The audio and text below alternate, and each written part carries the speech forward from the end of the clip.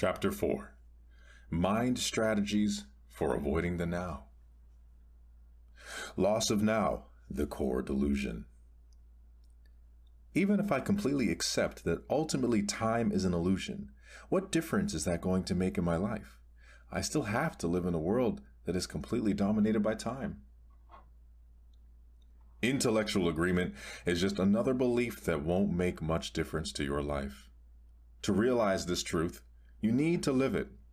When every cell of your body is so present that it feels vibrant with life, and when you can feel that life every moment as the joy of being, then it can be said that you are free of time.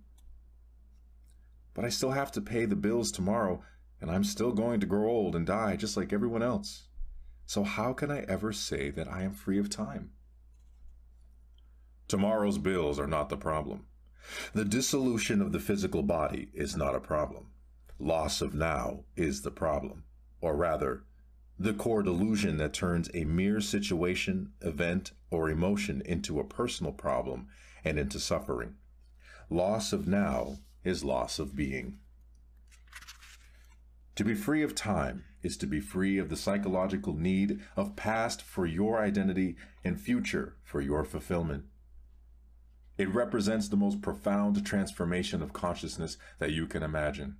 In some rare cases, this shift in consciousness happens dramatically and radically, once and for all. When it does, it usually comes about through total surrender in the midst of intense suffering. Most people, however, have to work at it. When you have had your first few glimpses of the timeless state of consciousness, you begin to move back and forth between the dimensions of time and presence. First, you become aware of just how rarely your attention is truly in the now. But to know that you are not present is a great success. That knowing is presence, even if initially it only lasts for a couple of seconds of clock time before it is lost again. Then, with increasing frequency, you choose to have the focus of your consciousness in the present moment rather than in the past or future. And whenever you realize that you had lost the now, you are able to stay in it, not just for a couple seconds, but for longer periods as perceived from the external perspective of clock time. So, before you are firmly established in the state of presence, which is to say before you are fully conscious, you shift back and forth for a while between consciousness and unconsciousness, between the state of presence and the state of mind identification. You lose the now, and you return to it again and again. Eventually, presence becomes your predominant state. For most people, presence is experienced either never at all or only accidentally and briefly on rare occasions without being recognized for what it is. Most humans alternate not between consciousness and unconsciousness, but only between different levels of unconsciousness. Ordinary unconsciousness and deep unconsciousness. What do you mean by different levels of unconsciousness? As you probably know, in sleep you constantly move between the phases of dreamless sleep and the dream state.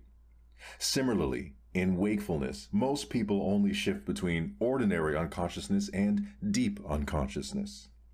What I call ordinary unconsciousness means being identified with your thought processes and emotions, your reactions, desires, and aversions. It is most people's normal state. In that state, you are run by the egoic mind, and you are unaware of being. It is a state not of acute pain or unhappiness, but of an almost continuous low level of unease, discontent, boredom, or nervousness, a kind of background static. You may not realize this because it is so much a part of normal living, just as you are not aware of a continuous low background noise, such as the hum of an air conditioner, until it stops. When it suddenly does stop, there is a sense of relief. Many people use alcohol, drugs, sex, food, work, television, or even shopping as anesthetics in an unconscious attempt to remove the basic unease. When this happens, an activity that might be very enjoyable if used in moderation becomes imbued with a compulsive or addictive quality, and all that is ever achieved through it is extremely short-lived symptom relief. The unease of ordinary unconsciousness turns into the pain of deep unconsciousness, a state of more acute and more obvious suffering or happiness. When things go wrong, when the ego is threatened or there is a major challenge, threat, or loss, real or imagined, in your life situation or conflict in a relationship. It is an intensified version of ordinary unconsciousness, different from it, not in kind, but in degree. In ordinary unconsciousness, habitual resistance to or denial of what is creates the unease and discontent that most people accept as normal living. When this resistance becomes intensified through some challenge or threat to the ego, it brings up intense negativity such as anger, acute fear, aggression, depression, and so on. Deep unconsciousness often means that the pain body has been triggered and that you have become identified with it. Physical violence would be impossible without deep unconsciousness. It can also occur easily whenever and wherever a crowd of people or even an entire nation generates a negative collective energy field. The best indicator of your level of consciousness is how you deal with life's challenges as they come.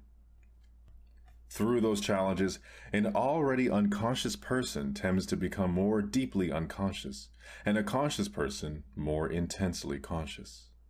You can use a challenge to awaken you, or you can allow it to pull you into even deeper sleep. The dream of ordinary unconsciousness then turns into a nightmare. If you cannot be present, even in normal circumstances, such as when you are sitting alone in a room, walking in the woods, or listening to someone, then you certainly won't be able to stay conscious when something goes wrong, or you are faced with difficult people or situations, with loss or the threat of loss. You will be taken over by a reaction, which ultimately is always some form of fear, and pulled into deep unconsciousness.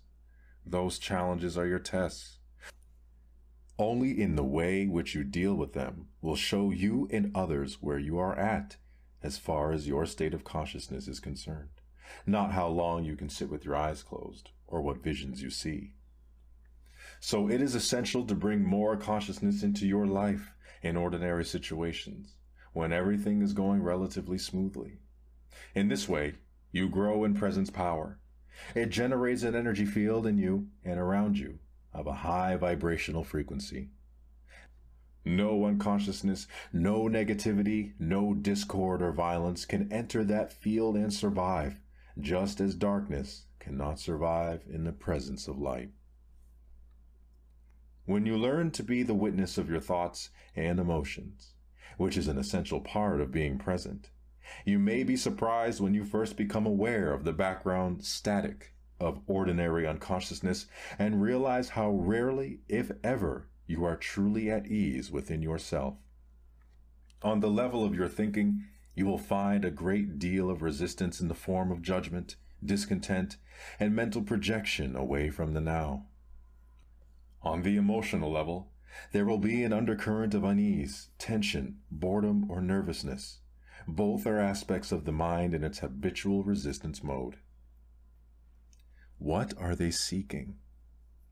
Carl Jung tells in one of his books of a conversation he had with a Native American chief who pointed out to him that in his perception, most white people have tense faces, staring eyes, and a cruel demeanor. He said, "They are always seeking something. What are they seeking? The whites always want something. They are always uneasy and restless. We don't know what they want. We think they are mad." The undercurrent of constant unease started long before the rise of Western civilization. Of course, but in Western civilization, which now covers almost the entire globe, including most of the East, it manifests in an unprecedentedly acute form. It was already there at the time of Jesus, and it was there 600 years before that at the time of Buddha, and long before that. "Why are you always anxious?" Jesus asked his disciples. "Can anxious thought add a single day to your life?" And the Buddha taught that the root of suffering is to be found in our constant wanting and craving. Resistance to the now as a collective dysfunction is intrinsically connected to loss of awareness of being and forms the basis of our dehumanized industrial civilization. Freud, by the way, also recognized the existence of this undercurrent of unease and wrote about it in his book, Civilization and Its Discontents. But he did not recognize the true root of the unease and failed to realize that freedom from it is possible. This collective dysfunction has created a very unhappy and extraordinarily violent civilization that has become a threat not only to itself, but also to all life on the planet. Dissolving ordinary unconsciousness. So, how can we be free of this affliction? Make it conscious. Observe the many ways in which unease, discontent, and tension arise within you through unnecessary judgment, resistance to what is, and denial of the now. Anything unconscious dissolves when you shine the light of consciousness on it. Once you know how to dissolve ordinary unconsciousness, the light of your presence will shine brightly, and it will be much easier to deal with deep unconsciousness whenever you feel its gravitational pull. However, ordinary unconsciousness may not be easy to detect initially because it is so normal. Make it a habit to monitor your mental emotional state through self-observation. Am I at ease at this moment? Is a good question to ask yourself frequently. Or you can ask, what's going on inside me at this moment? Be at least as interested in what goes on inside you as what happens outside. If you get the inside right, the outside will fall into place. Primary reality is within, secondary reality without. But don't answer these questions immediately. Direct your attention inward. Have a look at yourself. What kind of thoughts is your mind producing? What do you feel? Direct your attention into the body. Is there any tension? Once you detect that there is a low level of unease, the background static, see in what way you are avoiding, resisting, or denying life by denying the now. There are many ways in which people unconsciously resist the present moment. I will give you a few examples. With practice, your power of self-observation, of monitoring your inner state, will become sharpened. Freedom from unhappiness. Do you resent doing what you are doing? It may be your job, or you may have agreed to do something and are doing it, but part of you resents and resists it. Are you carrying unspoken resentment toward a person close to you? Do you realize that the energy you thus emanate is so harmful in its effects that you are in fact contaminating yourself as well as those around you? Have a good look inside. Is there even the slightest trace of resentment, unwillingness? If there is, observe it on both the mental and the emotional levels. What thoughts is your mind creating around this situation? Then look at the emotion, which is the body's reaction to those thoughts. Feel the emotion. Does it feel pleasant or unpleasant? Is it an energy that you actually would choose to have inside you? Do you have a choice? Maybe you are being taken advantage of. Maybe the activity you are engaged in is tedious. Maybe someone close to you is dishonest, irritating, or unconscious. But all this is irrelevant. Whether your thoughts and emotions about this situation are justified or not makes no difference. The fact is that you are resisting what is. You are making the present moment into an enemy. You are creating unhappiness, conflict between the inner and the outer. Your unhappiness is polluting not only your own inner being and those around you, but also the collective human psyche of which you are an inseparable part. The pollution of the planet is only an outward reflection of an inner psychic pollution. Millions of unconscious individuals not taking responsibility for their inner space. Either stop what you are doing, speak to the person concerned and express fully what you feel, or drop the negativity that your mind has created around the situation and that serves no purpose whatsoever except to strengthen a false sense of self. Recognizing its futility is important. Negativity is never the optimum way of dealing with any situation. In fact, in most cases, it keeps you stuck with it, blocking real change. Anything that is done with negative energy will become contaminated by it and in time give rise to more pain, more unhappiness. Furthermore, any negative inner state is contagious. Unhappiness spreads more easily than a physical disease. Through the law of resonance, it triggers and feeds latent negativity in others, unless they are immune, that is, highly conscious.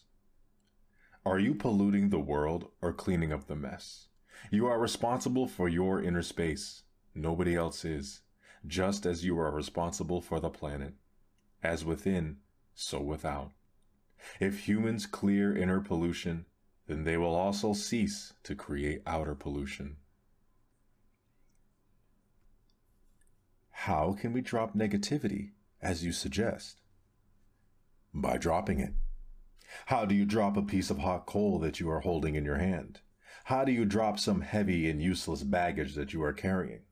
By recognizing that you don't want to suffer the pain or carry the burden anymore and then letting go of it. Deep unconsciousness, such as the pain body or other deep pain, such as the loss of a loved one, usually needs to be transmuted through acceptance combined with the light of your presence, your sustained attention. Many patterns in ordinary unconsciousness, on the other hand, can simply be dropped once you know that you don't want them and don't need them anymore.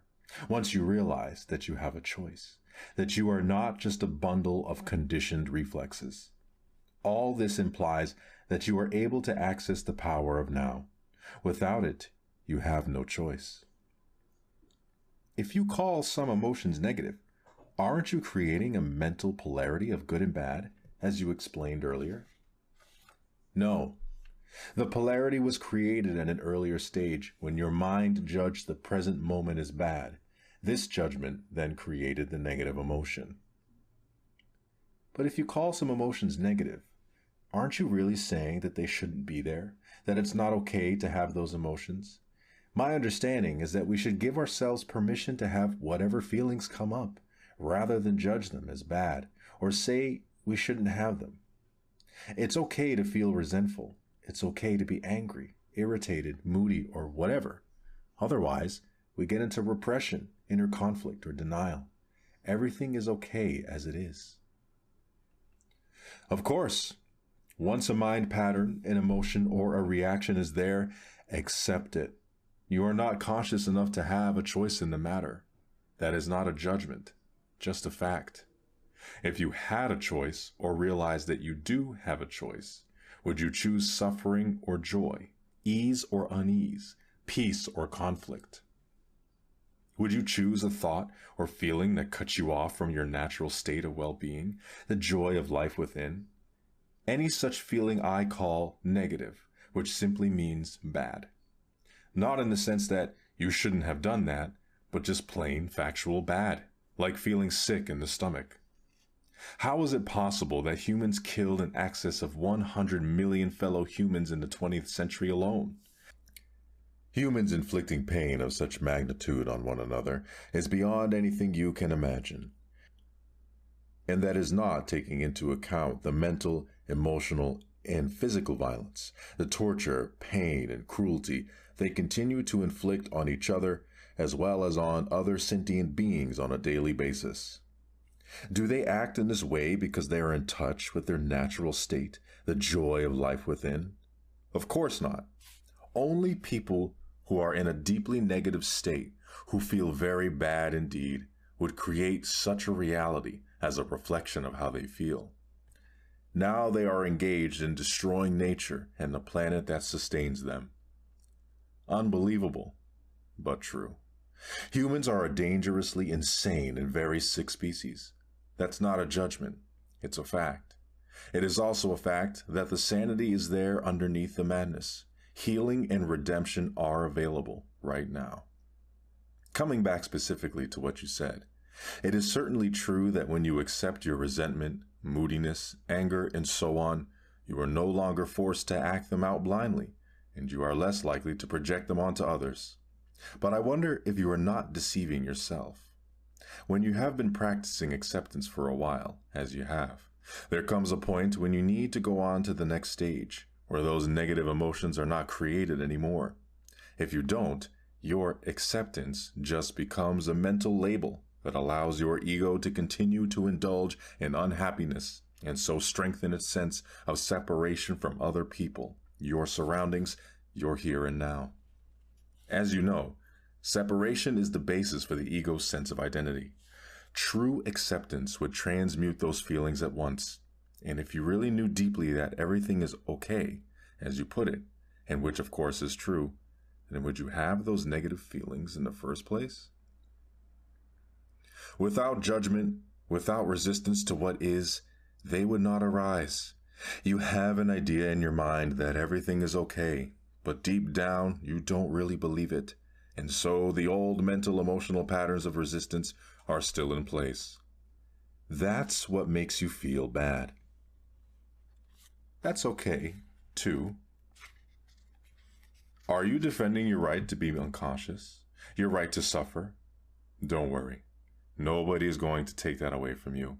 Once you realize that a certain kind of food makes you sick, would you carry on eating that food and keep asserting that it is okay to be sick?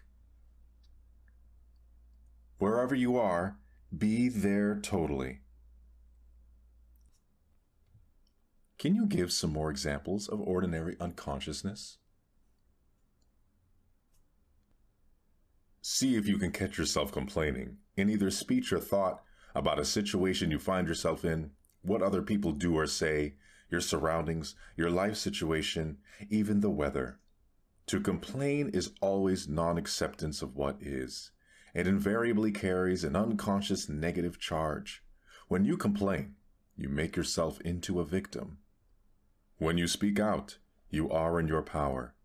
So change the situation by taking action or by speaking out if necessary or possible. Leave the situation or accept it. All else is madness. Ordinary unconsciousness is always linked in some way with denial of the now. The now, of course, also implies the here.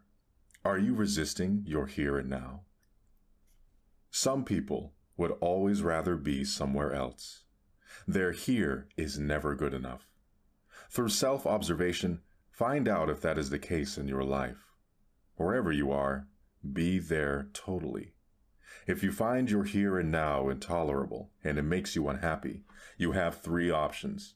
Remove yourself from the situation, change it, or accept it totally. If you want to take responsibility for your life, you must choose one of those three options, and you must choose now. Then accept the consequences. No excuse, no negativity, no psychic pollution.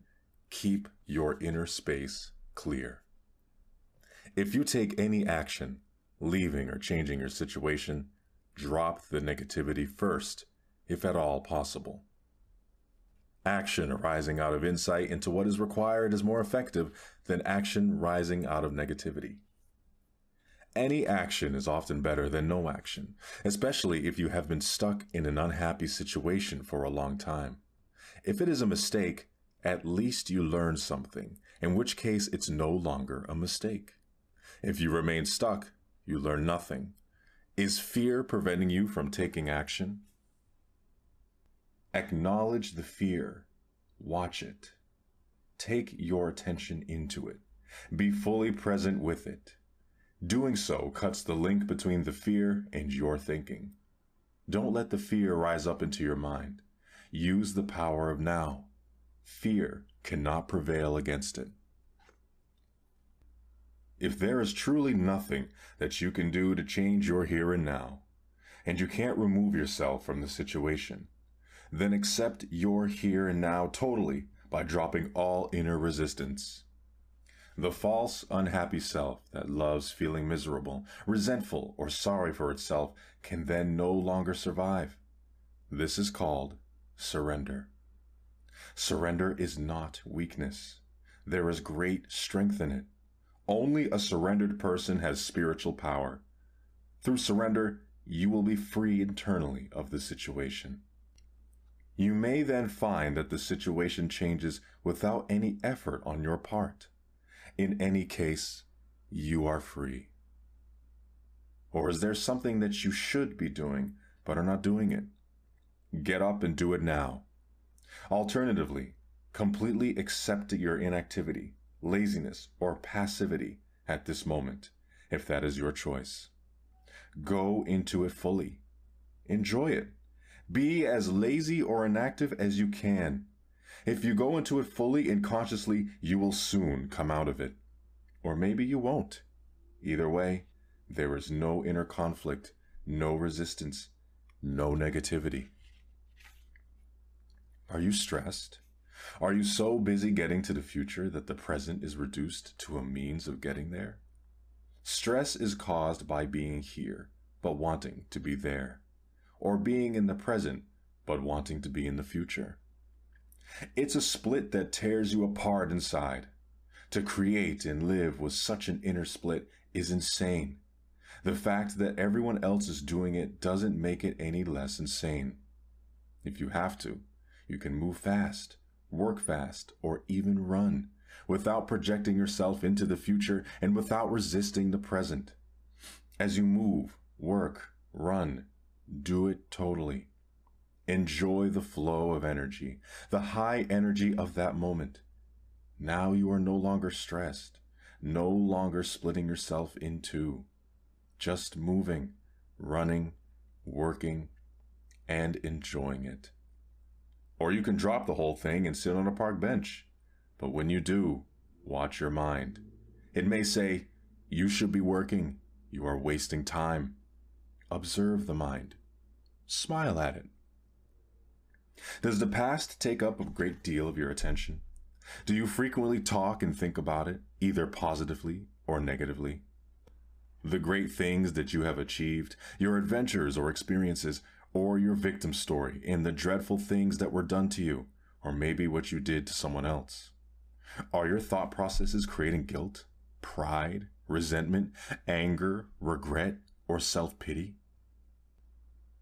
Then you are not only reinforcing a false sense of self, but also helping to accelerate your body's aging process by creating an accumulation of past in your psyche. Verify this for yourself by observing those around you who have a strong tendency to hold on to the past.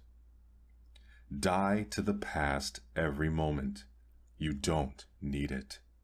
Only refer to it when it is absolutely relevant to the present. Feel the power of this moment and the fullness of being. Feel your presence.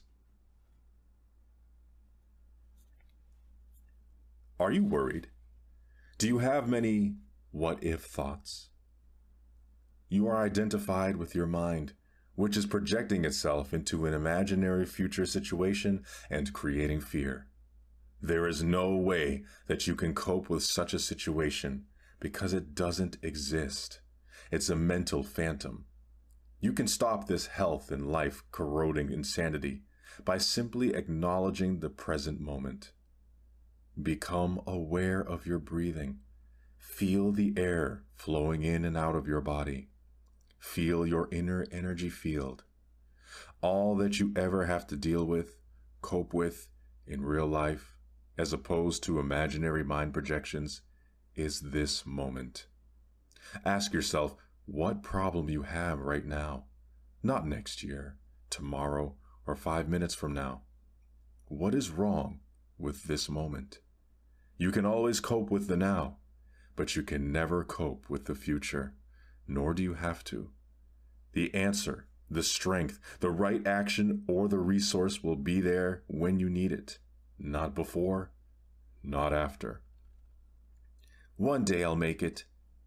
Is your goal taking up so much of your attention that you reduce the present moment to a means to an end? Is it taking the joy out of your doing? Are you waiting to start living? If you develop such a mind pattern, no matter what you achieve or get, the present will never be good enough. The future will always seem better. A perfect recipe for permanent dissatisfaction and non-fulfillment. Don't you agree? Are you a habitual waiter? How much of your life do you spend waiting? What I call small-scale waiting is waiting in line at the post office, in a traffic jam, at the airport, or waiting for someone to arrive, to finish work, and so on. Large-scale waiting is waiting for the next vacation, for a better job, for the children to grow up, for a truly meaningful relationship, for success, to make money, to be important, to become enlightened. It is not uncommon for people to spend their whole life waiting to start living. Waiting is a state of mind. Basically, it means that you want the future. You don't want the present. You don't want what you've got, and you want what you haven't got. With every kind of waiting, you unconsciously create inner conflict between your here and now, where you don't want to be, and the projected future, where you want to be. This greatly reduces the quality of your life by making you lose the present. There is nothing wrong with striving to improve your life situation. You can improve your life situation, but you cannot improve your life. Life is primary. Life is your deepest inner being. It is already whole, complete, perfect. Your life situation consists of your circumstances and your experiences. There is nothing wrong with setting goals and striving to achieve things. The mistake lies in using it as a substitute for the feeling of life, for being. The only point of access for that is the now. You are then like an architect who pays no attention to the foundation of a building, but spends a lot of time working on the superstructure.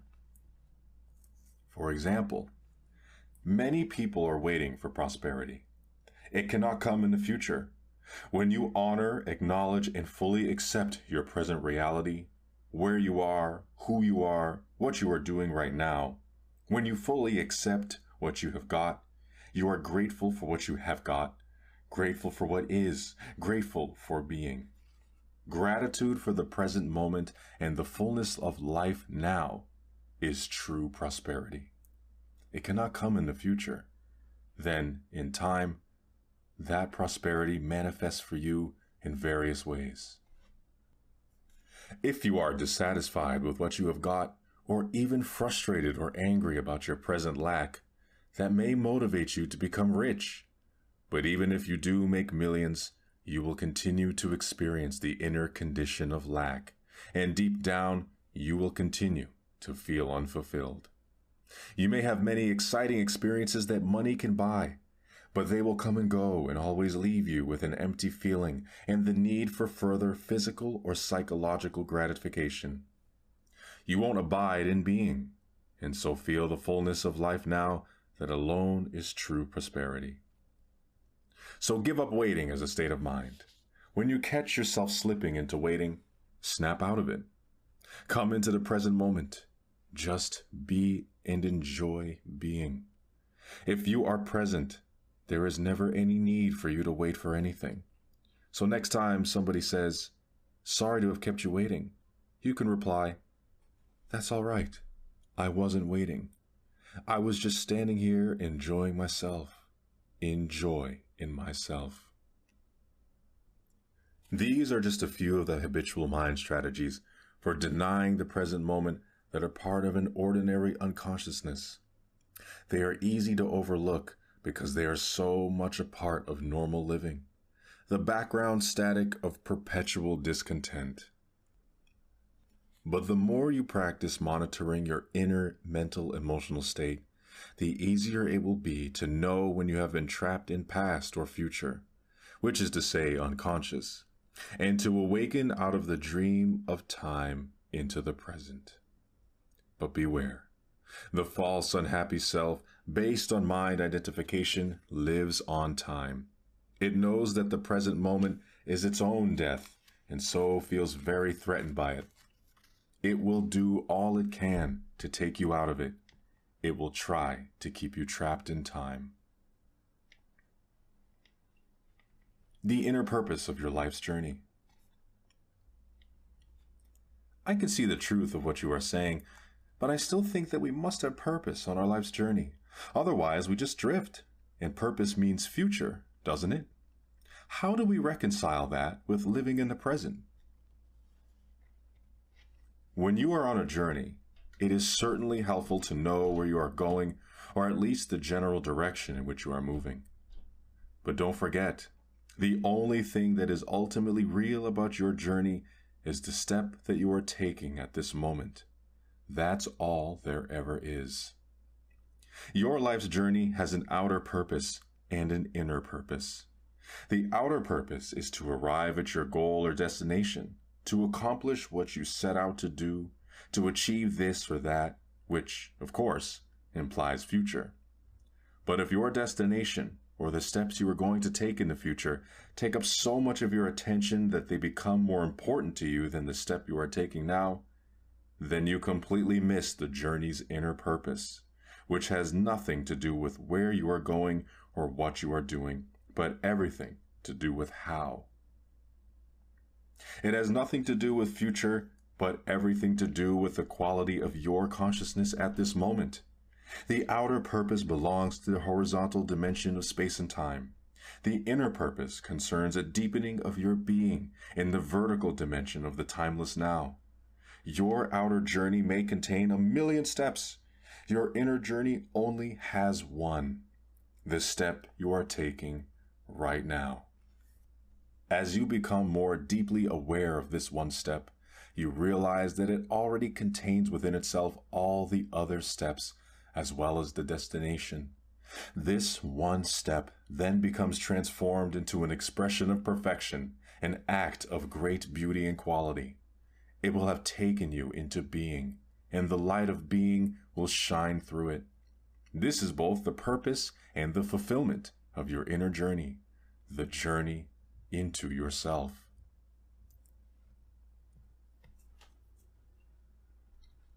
Does it matter whether we achieve our outer purpose, whether we succeed or fail in the world?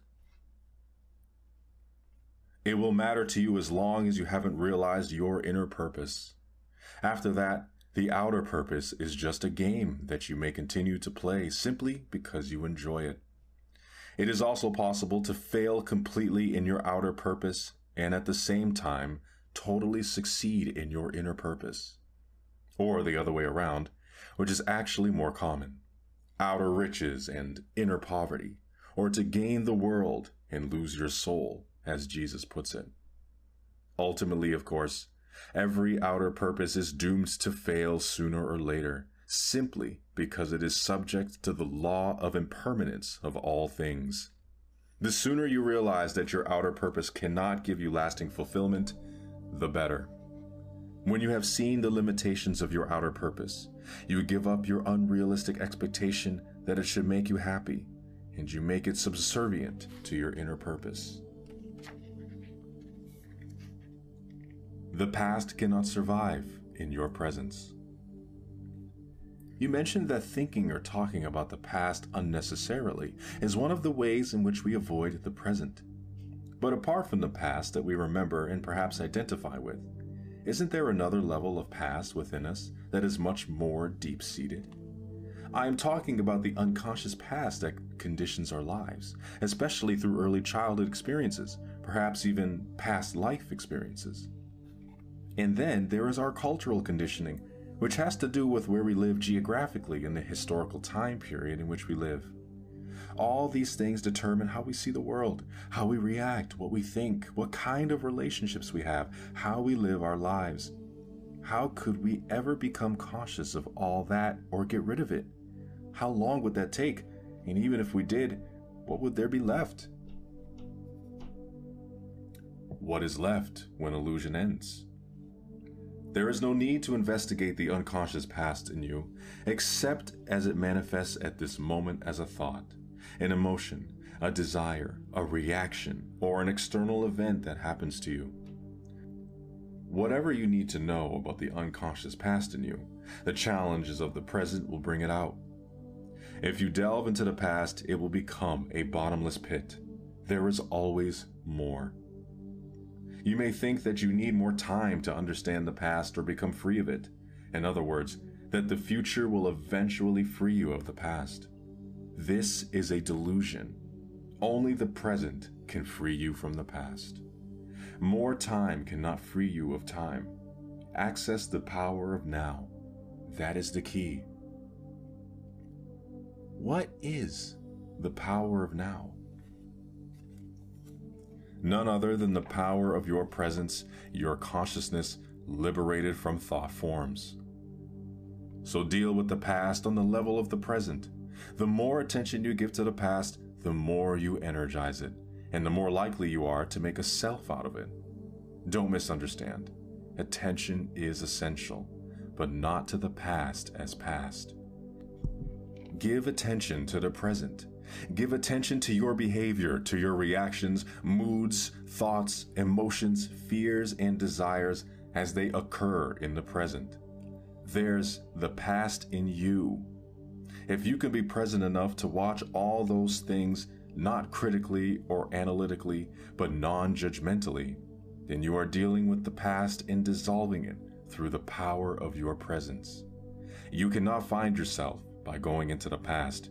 You find yourself by coming into the present.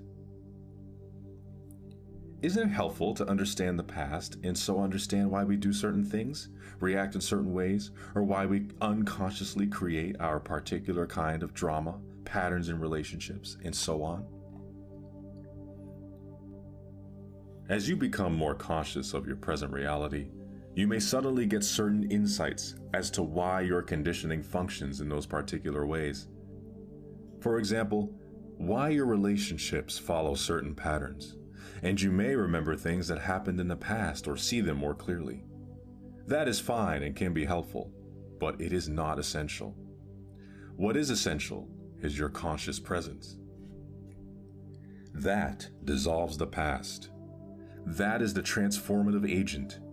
So don't seek to understand the past, but be as present as you can. The past cannot survive in your presence. It can only survive in your absence.